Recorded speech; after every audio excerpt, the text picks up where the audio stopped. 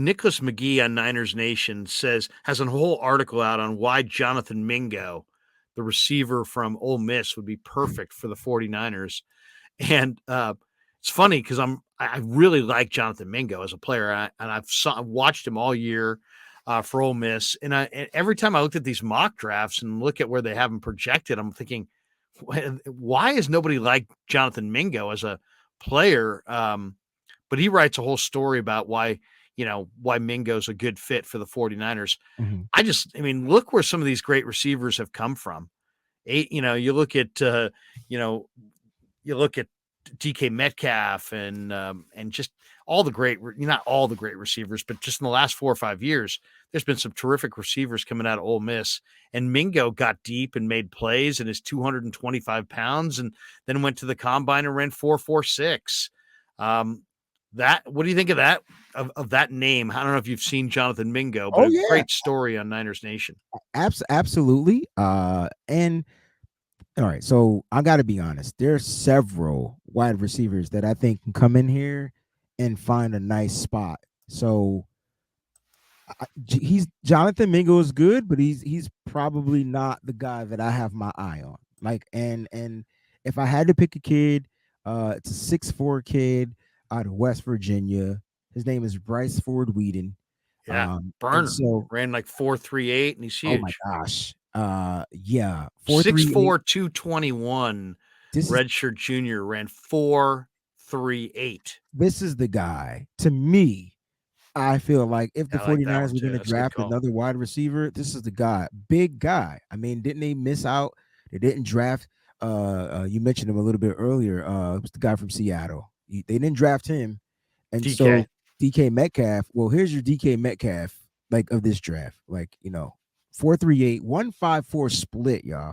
41-inch vertical, 10.9 broad jump, and his 3-cone drill was under 7. And this is it. Like, this screams Kyle Shanahan all day, every day. He has the physical stature, the physical attributes, the things you want for a wide receiver. Can he block? Well, now you got to go watch film.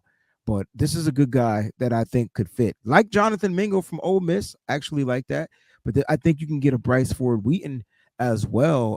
Probably What third. round are you thinking, Breezy? Are you I, thinking round 3 maybe, I or think because he ran a great 40 time. The collegiate production really is not there. He played in 46 career games, yes. 32 starts. He only had 300-yard receiving games, but how much of that was West Virginia having other guys? How Mhm. much of that was the Mountaineers committing to the run? He was all Big 12 second team. He did start all 12 games at wide receiver. He did lead West Virginia in receptions with 62 and receiving touchdowns with 7. He was second in yards with 675. I saw him work out at the combine. I was like, wow, this guy is really something. He was moving. I He's mean, it's one thing to be cooking when you're 188 pounds, but when you're 6'3", 225 and you're cooking, then I mean those guys. I mean, I usually like to see guys who produce at a really high level and then go from there. But this guy's got such traits that it would definitely be worth an investment if you felt like you could coach him up. and I don't know how again, much he'd help as a rookie, you know what I'm saying? But right. down the road, he could give you kind of a more physical Danny Gray. He could take the top off. There it is. And again, you're saying like, all right, so his college production wasn't there, but this dude is a dog and he's an athlete. And those are two things that Kyle Shanahan needs from his wide receivers. Look, I gotta look at Jonathan Mingo's combine results because they were through the mother freaking charts too. Okay, they were through the charts. He was a little bit slower, almost a little bit slower, but same split, a little bit less on the vertical jump, same broad jump. Didn't do the 3-cone, but he's a strong kid. This 6'2", a little bit shorter, 2 inches shorter, but the same weight, right? And has bigger hands. So that is the key, hand size, because the bigger the mitts, the easier to catch. So Jonathan Mingo, Larry, you might have walked me into something right now. I might be a little bit more in on Mingo over Bryce Ford-Wheaton, who I had my eyes set on. Well, I mean, the one thing about Mingo is just that he's 225 pounds. He's done it in the SEC against better Competition. competition. Mm-hmm. Um, you know, I mean, if you watch him, he the thing about the Niner receivers, I was talking about this with somebody the other day, and we were talking about what stands out about the 49er receivers, separates them from other receivers around the league. And it's Ayuk and Debo and even Jawan.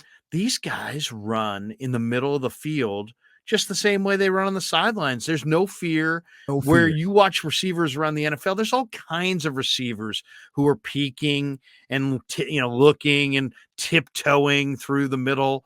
The Niner receivers run with just great force through the middle of the field. And if you watched Ole Miss this year, Mingo runs those in cutters like he owns the place. You know what I'm saying? It's like he's 225, but he's just rolling through there and with tremendous, confidence that he'll just take any hit that could potentially be out there. 6'2", 225.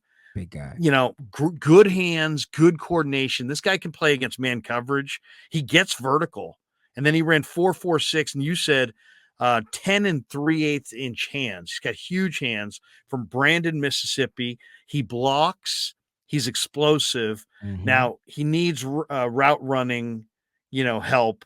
And I don't know about his exact deep speed, but 225 pounds. And I think he'll probably be there in the middle of rounds. Big guy, big target. Just throw him the damn ball. I'm curious to see what his catch. Both those guys would help though. You get what I'm saying? Like, I'm curious to see what his catch radius is. Like, and that was something that I really got into last year.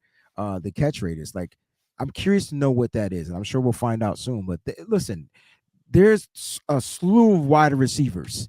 Okay, there's a bunch of them, and I hate to say it, but I think the Niners draft one, and they should, because they're really drafting for the future. The Niners are in red shirt mode and still are able to compete, if you know what I mean. Like, they're able to draft a guy, he can come in, give him some production, but doesn't have to be the man yet. And then a year later, all of a sudden, one guy comes out, it's your turn, it's your time to shine. You step up, you become the guy. That's kind of like how the Niners are able to draft. Well, we're talking wide receivers. Jets Gang chimes in. He says, y'all should have gave a second for Elijah Moore. He went today to the Browns. Browns were talking Jerry Jeudy and instead went with Elijah Moore for moving. Basically, it was Elijah Moore to move up one round from the third to the second. Pretty good deal, I thought, for the Browns, because Elijah Moore is a stud. I don't know what the hell happened with the Jets, but he's a big-time player. Another guy, Ole Miss. We're talking about Ole Miss receivers. We're going from Mingo to Elijah Moore. What do you think? Niners didn't, by the way, Jets Gang, Niners didn't have a second to give. That's probably why you're not seeing it. And also, the Niners have a lot of needs, and look what they have at wide receiver right now. You've got Debo and Ayuk and Jawan and Danny Gray and Ray McLeod. That's it. And I love Tay Martin, the undrafted kid from they got last year. I know he's coming of age. So that's 6 right there. And last I checked, there's only 6 spots. So this receiver they draft better be damn good, or he's gonna have a hard time making the roster, to be honest. Because it's they may go with 5. And if they go with 5, who you beating out? Juwan? You beating out Ray? Right. Well, I mean, look, Elijah Moore here would have been slot central. That's his role. Speedy guy. The Jets just didn't have it to utilize him. Didn't they sign McCole Hardman? And so you were like, today. Yeah. So they replaced speed with speed, and they feel like they got a better thing, and they were able to get something for him. So hey, the Niners didn't have a second round pick. They actually used that pick on Christian McCaffrey. So I'm actually okay that we did not trade a second round pick that we did not have for Elijah Moore.